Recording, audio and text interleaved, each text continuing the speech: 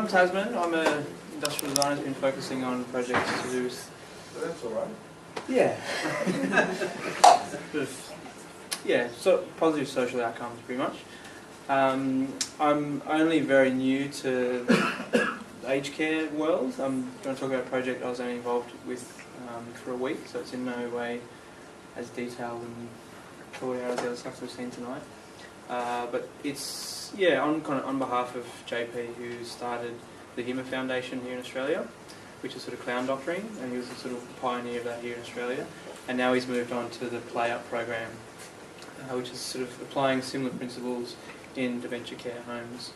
And yeah, his theory is that play it sort of happens on a lower cortex level, and that people are able to sort of stimulate connections and connect with old memories through play. And the program itself, yeah, I mean, it's built on a SMILE study which was run by the Dementia Collaborative Research Centre, and it found that, so the way that it runs is there's play-up performers that go and visit all the dementia care homes, and they sort of train staff up, and they kind of use a bunch of objects and sort of trialled role play and a whole range of other kind of interactions to start stimulate storytelling and kind of connection with some of those tactile memories. And they've sort of found that there's been some pretty positive results from that, and some of it has included a 20% reduction in agitation levels within the treatment group. And that's the same levels that's been achieved by antipsychotic drugs, which has usually been used to treat agitation. So it has all the benefits of that without all the adverse side effects. I thought play could be addictive. Sorry, but yeah, play could be addictive too, yeah. So to sort of capture a little bit of what they do, I was going to show you two short videos of JP in action.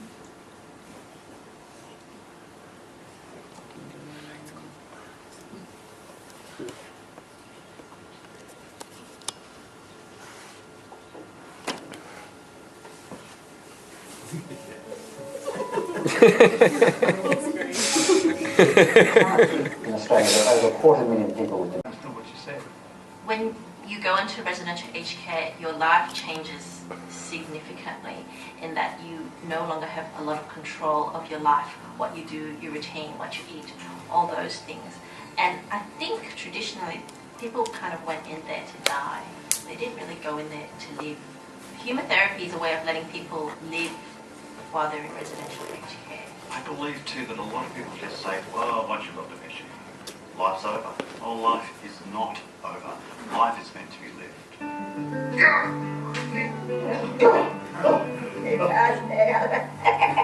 It's not magic, but it sometimes does feel a little bit like magic, how he can energize.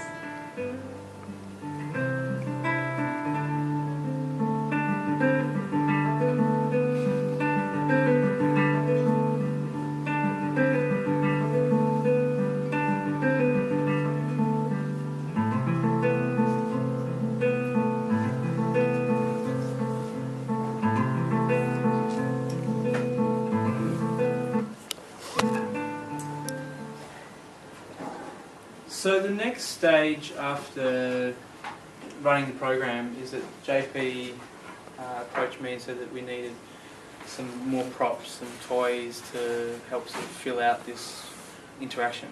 And he'd already spent a lot of time playing with the whole range of props within the dementia care homes and sort of trialling what worked and what didn't work. And I'll show another short clip which shows that interaction and the use of props a little bit more.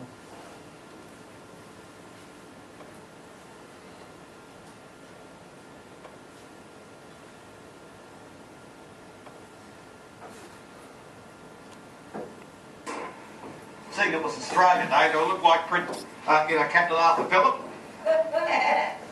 You look like that uniform. Oh, do I look good in the uniform? With the pants. I thought I'd get one for you, because I thought this would be a good Australia Day hat for you, Bill. Try that on. I'll put that on. Now let me know what you think. What do you think, gorgeous? Yeah, that's it. I think it suits you. I think you look fantastic. It's a bit big, is it? I've got another one I can try. Oh, this will make you look very, very fresh. What do you think of that? Hey, you think you're absolutely gorgeous there? I think you look fantastic. Okay. Well, I've got another one here like there. What do you think?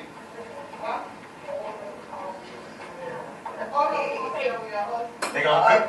Hey, Yeah. we're listening to you all the guys. I look like you're in the fire brigade. Fantastic. I've got another one that might suit you. This is it. This is the one. This is beautiful. It does. What do you think? Oh, Lord, I'll take it. I think you look gorgeous in that one. I think you go to church in that one. Go on. Yeah, I guess. Go on.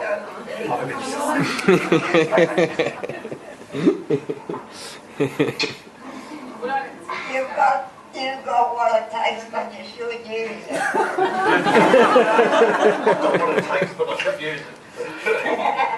You know what I mean? All right. What else have I got here? Actually, I've got something that would suit you right down to the ground. I reckon this is perfect for you. See, this way you can pretend you've got long hair. You see, this will take you back to when you were about 12. Look at that. I did have long hair when I was 15. Look at that. When you were 15, look at that. You've got long hair now. Look at that one. What do you think of that? Beautiful. Now I've got to have the other one. That's good. You look like Bob Marley. Mr. Marley. Mr. Marley. Yeah, I like that suit for that one. How many hats has he got? How many hats have you got? I've got this one here for the winter. But I ran over this possum and I made him into a hat. What do you think? that's nice one, yeah. This is good for mountain climbing, do you think? Oh, man. Yeah. And then of course I've got this one here. If I tell you, I'll be good with the bird mountain. Yeah, that one looks good. It makes it look mysterious. You think? But you think, all right? It makes it look mysterious. Then you can be a fortune teller, see. So what we do, I want you to read Rose's fortune here. Rose is going to meet a tall, dark, handsome stranger. Take all his money and go on a cruise. What do you reckon? I do think I'll make one up. Yeah. You're getting an exciting connection under the hat? You're going back to the past. Anything going back to the past? Can you feel anything going back to the past? Two wars. Two world wars. Do you go that far back, Bill? I can go about that. You're going back to the trenches. Yeah. Going back to X in France, Flanders Field. You going that far back?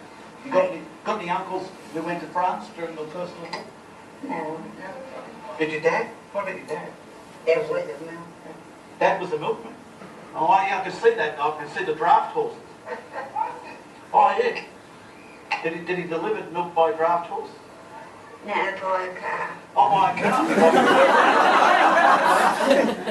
Anybody else you can see in the family? There's one. Mum? Hi, Mum. That's good. What did she do? How many kids did she have, Mum? 8 of us. 8!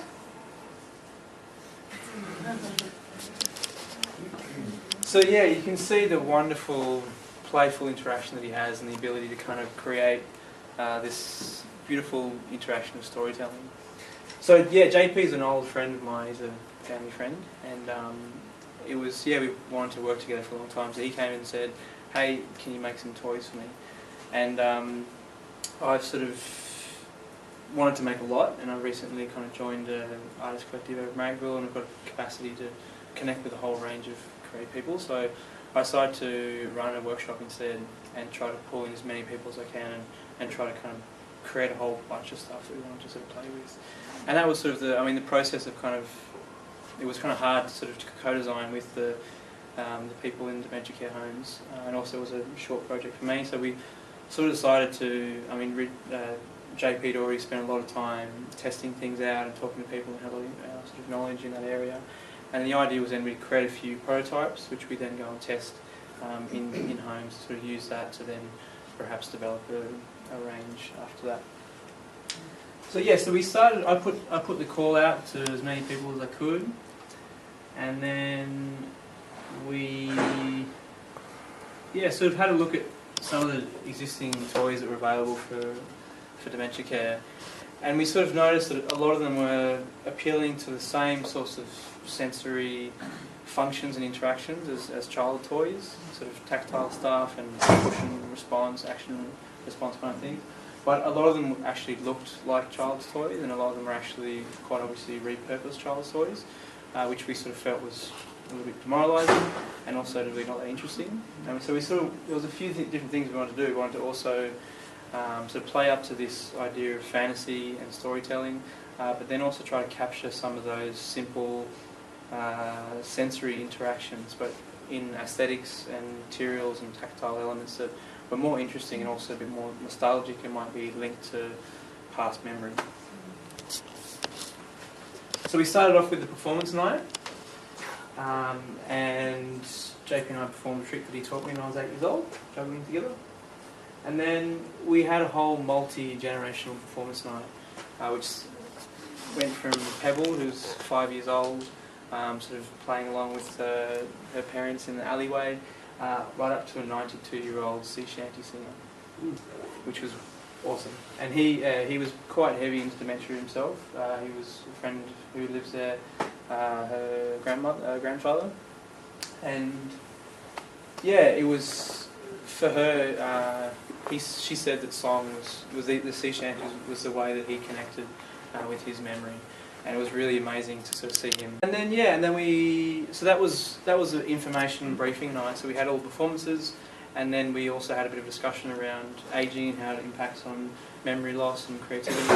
And then JP sort of briefed everyone, and then we asked everyone to come in the next day and bring in as much bits and bobs as they possibly could. And we've been kind of collecting for a week as well. And then in our space we had a whole weekend of making. And there was a range of us that sort of helped facilitate it, and then also JP was there himself, sort of playing with people's toys and sort of improvising throughout the process. There's a few familiar faces there.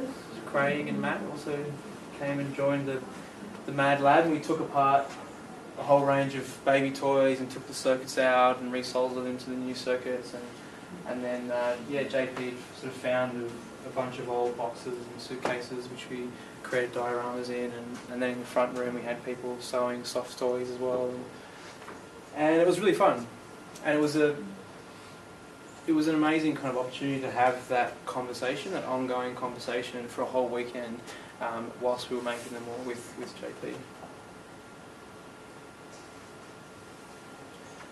And we had even a bunch of tradies come in. Quinny brought in my friend brought in his TAFE teacher, who was a carpenter, and they ended up sort of wanting to build this big toolbox, and then all the materials that we found kind of led them into making a nice child's bassinet, which was really cute. And then one of the sort of types of toys we're creating was a mini escape. So it was a whole world within a suitcase, which could provide a moment of escape in this sort of very institutionalised area. And it also created wonderful tools for these play performers to continue in role play.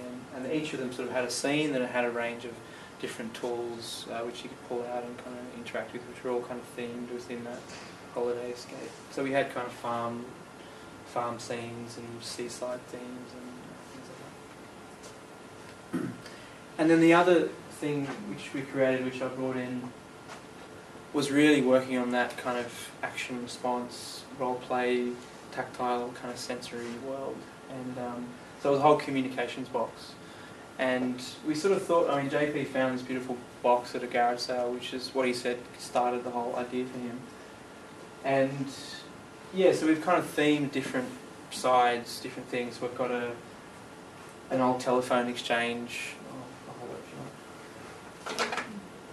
On an old telephone exchange on one side. With leads you can kind of pull in and out, and you can switch all the switches on and off. And there's an MP3 player in here which sort of speaks to you. And then there's an opportunity to, send letters, and then once you send a letter you can also receive the letter as well on the other side. And there's opportunity for Morse code, and I'm going to print out a little Morse code thing here, and simple other buttons as well, and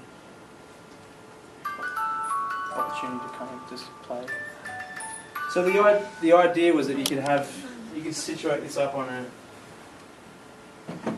a table and have 4 people sitting around it, communicating with each other through this object. And this is sort of almost a model that could be extended. He was saying that he's had some pretty amazing interactions with, particularly some of the old guys who were tradies who have lost mobility, and they've kind of lost this connection with their memories, but he's given them nuts and bolts, and they've been able to kind of interact them in quite dexterous ways, and then conversation has sort of happened through that moment of familiarity. And he's saying that you could even, each 4 of these, you could do one as a whole plumber's side or a carpentry side, and there's sort of opportunity to scale this up. That's JP himself. He's made a whole briefcase with things that sort of telephones are pulled out, and calculators, and something that someone could actually kind of carry around with them within this one. This is one crazy thing that we were trying out that one of our mad artists got a bit carried away with, but it was a Pimp My Walker, which could have music and bubbles and all sorts of stuff coming out of it. And he wants to articulate lights and music to all the taps and things. And then, in the front room there's a group of people sewing soft toys and aprons, and we wanted to create a range of kind of things which you could slip on as an apron. So that might include, an outfit, for a couple of women with a dress to sort of go on a cruise ship, and then also we made some aprons with a whole range of pockets in them, with sort of bells and wads of money and little sort of china dolls and things like that, sort of on ribbon. You could play with and engage with, but they were all attached to you. And we wanted to do a men's version as well, in an old set of overalls with nuts and bolts and kind of wooden hammers and things like that as well. So the next, I can show you the footage from.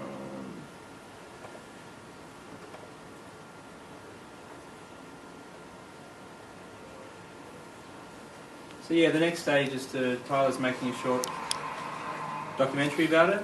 There's 4 minutes here of the making, and the idea is to then sort of put these things in the dementia care homes, both on their own, and sort of set someone up in front of it with a table with a video camera, film. Something kind of like.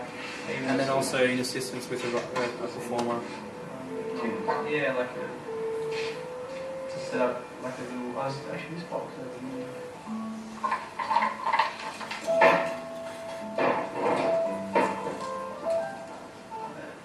Okay, thanks, Lil. Yeah, I feel like I'm learning. It's like a solo share.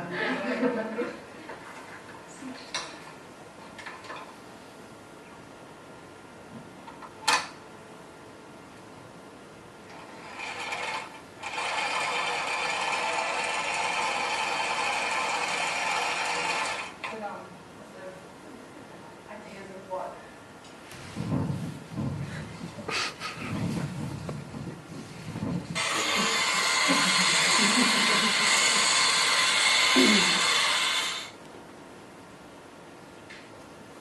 I can skip through this because we're running low on time.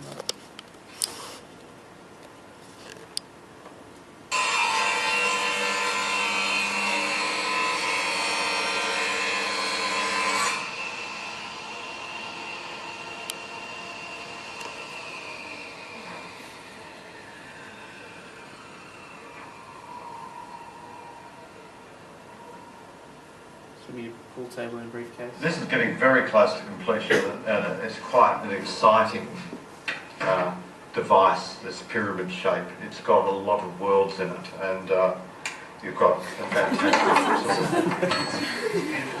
the beautiful side. Here, this is a combination of sensory things. There are people out there who used to be telephonists, and putting things into different jacks was a very full-time job for a lot of these people. And of course, you know, it's great to be properly in contact with the outside world, even though they're not listening, but that's typical, isn't it? And there's very good advice about using the phone you can listen to from the BBC, it sounds like, from the British Telephone Company.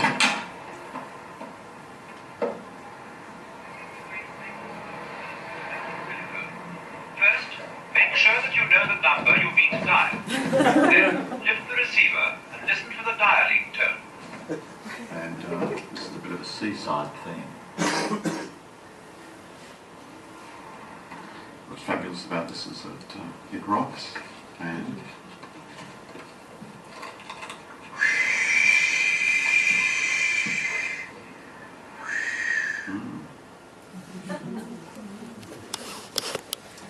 So yeah, the idea is now to sort of come back and bring and exhibit all the toys and show the documentary, and then have a broad discussion around where we can take it from there. Thank you.